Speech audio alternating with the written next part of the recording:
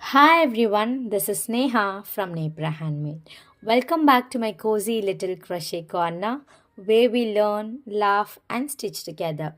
So, if you're new here, I'm doing a complete yarn guide series where we explore different yarn types one by one. So, beginners like you can feel confident while choosing yarns for your crochet projects. So far, we have covered acrylic yarn, cotton yarn, and wool yarn in our first three episodes. And today, we are going into a super practical and very common yarn type you will see almost everywhere, blend yarn. Now, what's a blend yarn? Why do yarn companies blend fibers together instead of just giving us pure cotton, pure wool, or pure acrylic? What's the benefit for us crocheters? And are there any drawbacks? That's exactly what we are going to discuss today. This episode is going to be a complete beginner's guide. So, if you have ever stood in a yarn aisle, looked at a label, and thought, 60% cotton, 40% acrylic, what does that even mean? Well, after today, you will know exactly what's going on. So, grab your yarn, hook, or just a notebook, and let's dive into the world of blends. Okay, now let's start simple. Blend yarn is basically when two or more different types of fibers are mixed together to create a new kind of yarn. Think of it like this pure cotton is good for breathability, pure wool is great for warmth, acrylic is affordable and easy to wash, but each fiber has its limitations too. Cotton might not stretch much, wool can feel itchy and need special care. Acrylic can sometimes feel plasticky. So, what do yarn companies do? They blend fibers together, taking the best qualities of each and minimizing the drawbacks. It's like a teamwork.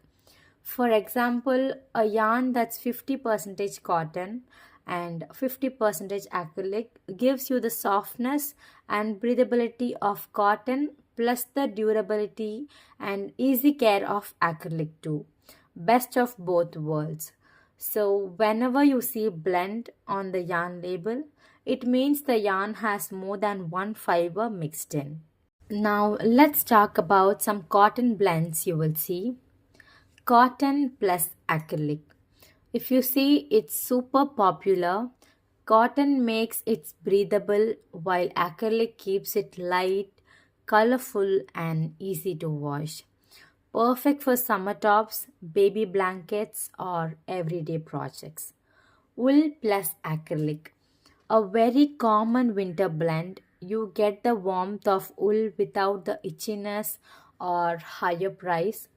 Acrylic makes it softer and easier to care for. Great for hats, scarves, and sweaters. Cotton plus wool. This is less common but very interesting. Cotton keeps it breathable while wool adds warmth. Perfect for transitional weather. Not too hot, not too cold. Acrylic plus nylon. Strong and durable, often used for sock yarns because nylon adds extra strength. Wool plus nylon. Another sock favorite. Wool keeps feet warm, nylon prevents holes. Next, luxury blends. Things like silk plus wool, or alpaca plus acrylic, or bamboo plus cotton. These feel super soft and drapey. They are more expensive but amazing for shawls or special garments. So, as you can see, blends aren't random. They are carefully created to give us yarns that are affordable, durable, soft, and versatile. Now, let's break down why blends exist and why they are such a big deal.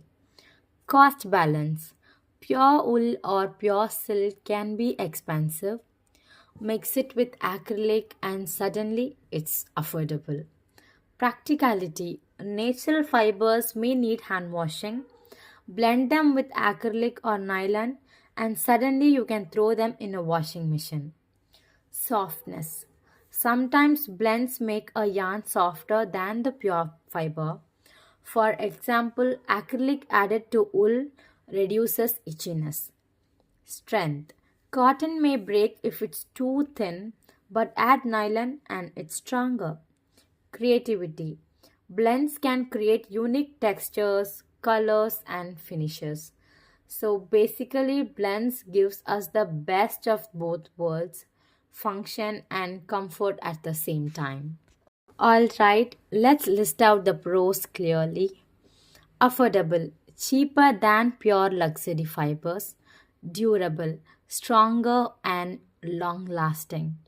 Easy care, many blends are machine washable. Versatile, you can find blends for all seasons.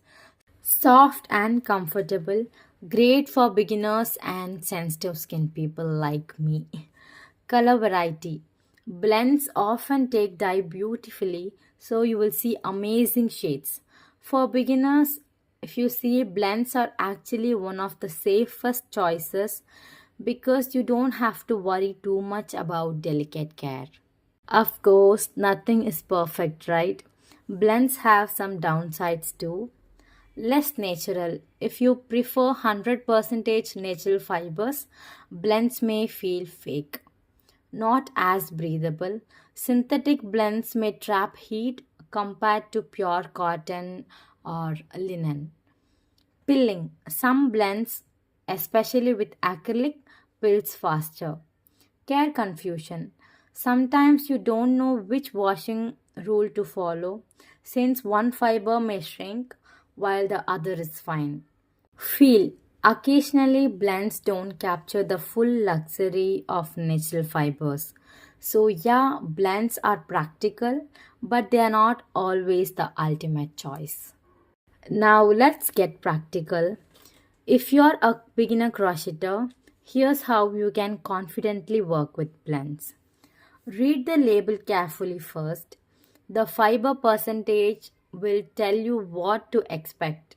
For example, if it says 80% acrylic and 20% wool, know that it will behave more like acrylic. Start with cotton acrylic blends. They are soft, easy, and great for learning stitches. Watch your tension. First, some blends stretch more, so always check gauge if you're making garments. Make small projects first. Try hats, pouches, or coasters before sweaters. Washing test. Before making a big item, crochet a swatch and wash it to see how the yarn reacts. It can shrink or it can react. Blends are very forgiving, which is why they are perfect for beginner practice. So, if you ask me what can you actually make with blends, cotton blends, you can make summer tops, dishcloths, lightweight blankets, flower bouquets, keychains, everything.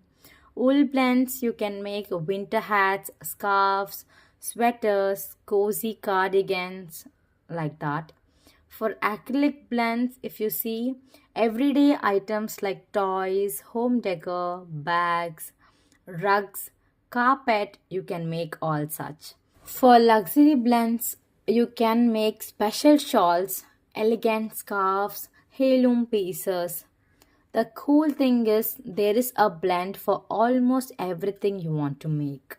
Now, here's something important. How do you wash and store blends? Check the dominant fiber first. If it's mostly cotton, treat it like cotton. Mostly wool, treat it gently. Machine washed only if the label says so. When in doubt, you better hand wash. Dry flat to avoid stretching. Store clean and dry, especially if there's wool in the blend. Blends are usually easier to handle than pure natural fibers, but it's always better to play safe. So, when should you pick blends? If you're on a budget but still want softness, or if you're making everyday wearable items that need frequent washing, if you're a beginner experimenting with stitches, If you want strength and durability in your project, basically blends are your go-to yarn when you want practicality without compromising too much on feel. So, alright, let's wrap up today's episode. Blend yarns are like the middle ground of the yarn world. They combine the best properties of natural and synthetic fibers, giving us yarns that are soft, durable, affordable, and versatile. They are perfect for beginners because they are forgiving. They don't need too much special care and they open up a huge range of projects. So the next time you pick up a skein and see 60% cotton, 40% acrylic, don't feel confused. Instead, think of it as the yarn company trying to give you the best mix of qualities. I hope this beginner's guide to blend yarns helped clear up your doubts. If you like this episode, don't forget to check out my previous ones on acrylic, cotton, and wool yarn. And stay tuned in the next episode of All About Yarn. We will be exploring yet another fiber type you will absolutely love.